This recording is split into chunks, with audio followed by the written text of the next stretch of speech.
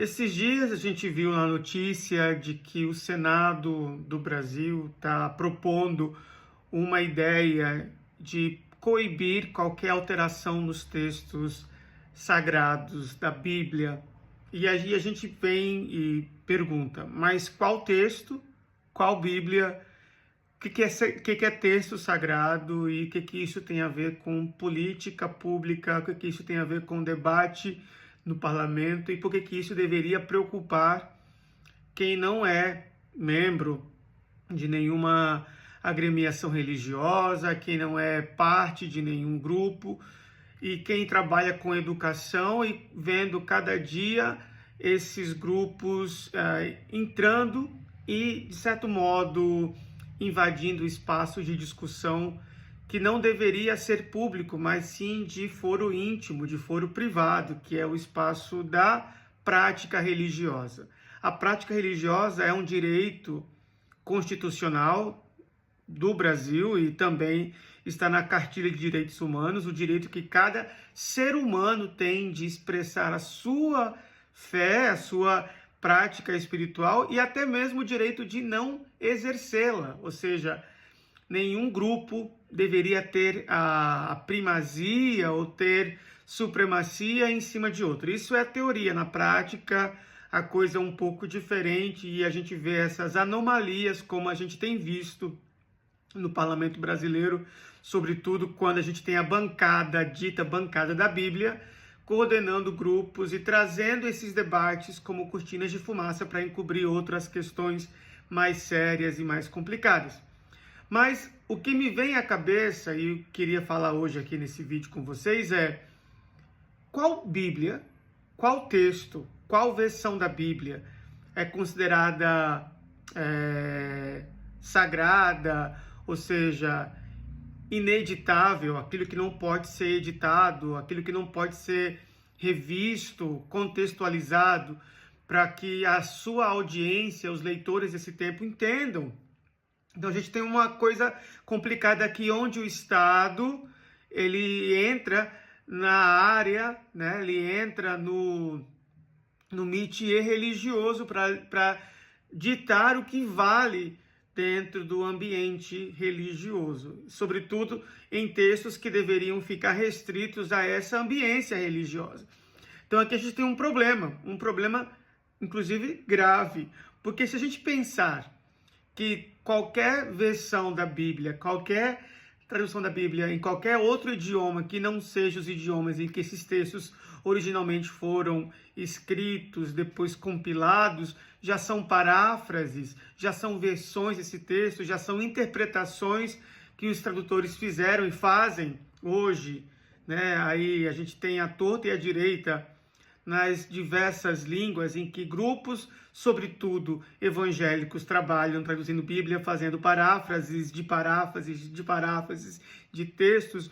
Muitas vezes nem recorrem aos textos originais, eles já usam versões já mais comumente aceitas, e dessas versões comumente aceitas, eles parafraseiam e eles já distribuem, fazem as suas versões baseadas em versões já recorrentes.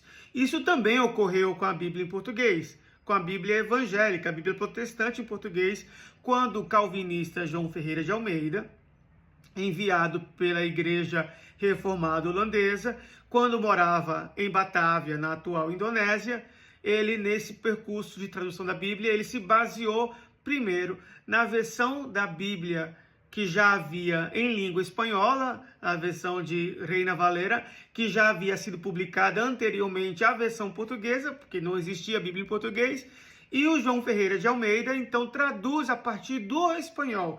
Somente na sua segunda edição, na sua primeira revisão daquele texto mais cru, é que ele faz uma análise baseada nos textos originais, que já eram por si baseados no texto Receptus, que era promovido por outros estudiosos naquela Europa, naquela Holanda, que eram patrocinadas por Erasmus e pela Igreja Reformada Holandesa, a Igreja Calvinista.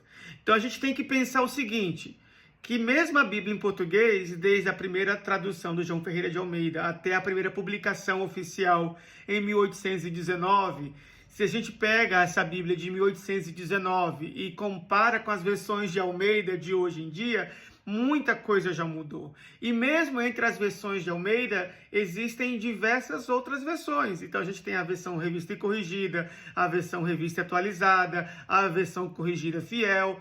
A gente tem várias versões, várias variantes. A nova tradução na linguagem de hoje, que é baseada na versão de Almeida. E a gente tem, sem contar, uma outra miríade de versões em língua portuguesa, não protestantes, não evangélicas. E se nós pensarmos que fora desse ambiente da língua, em língua portuguesa, a gente tem trocentas outras traduções, como a Bíblia etíope, a Bíblia copta, a Bíblia católica. Então a gente vai ter, mesmo dentro de grupos protestantes, variantes desses textos, variantes traduções. Então a pergunta que a gente fica é: qual texto é considerado inalterável? Qual texto é considerado puro, entre muitas aspas aqui? A questão é, se a gente quisesse ter um texto puro, a gente teria que fazer um processo de ler os textos na sua língua, ou no seu texto, na sua versão original, que nem sequer existem. Porque o que a gente tem nem sequer existe. Porque o que a gente tem, de fato, são cópias de cópias de cópias de cópias. Talvez os manuscritos mais antigos datem do século 2, 3, com as melhores das intenções. Então a gente não tem manuscritos originais. O que a gente tem são cópias das cópias. Essas cópias contêm edições, contêm alterações, contêm contradições, contêm vários textos obscuros, contêm várias questões que muitas vezes esses tradutores que têm uma agenda política, social, de controle, de medo, e agora a gente vê bem claro seu objetivo legislativo de legislar em ambiente político aquilo que deveria ser legislado apenas no ambiente religioso. Então a gente tem aqui um outro problema.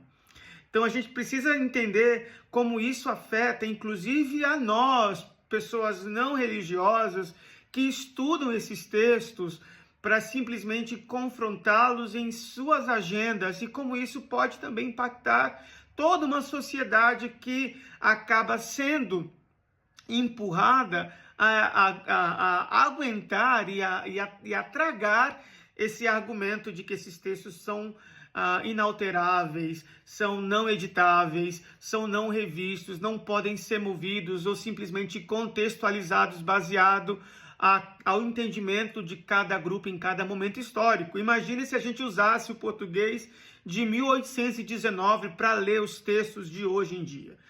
Muito pouca gente entenderia. E a gente vê cada vez mais o uso da linguagem religiosa nas questões da sociedade. Inclusive, nesse fim de semana, a gente teve o Enem, e na prova do Enem a gente tem aí questões que tratam do texto bíblico, tratam do Alcorão, e a grande pergunta é, talvez no pêndulo social desse momento histórico que a gente vive na sociedade brasileira, a gente precisa observar que cada vez mais argumentos religiosos fazem parte da nossa dinâmica social, e seria muito interessante que pessoas jovens e não tão jovens assim também se alertassem e estivessem atentos para isso, como esses fenômenos político-religiosos estão presentes na agenda do nosso parlamento e que não deveriam estar. Isso não é normal e não deve ser normalizado. Para você que ficou até aqui, muito obrigado. Eu sou o Wellington, sou pesquisador na área de textos bíblicos, linguagem religiosa, linguagem política e sua aplicação nas sociedades, na política, na cultura e outros temas. Se você ficou até aqui, meu muito obrigado. Te desejo um excelente dia e a gente se vê numa próxima. Um abraço.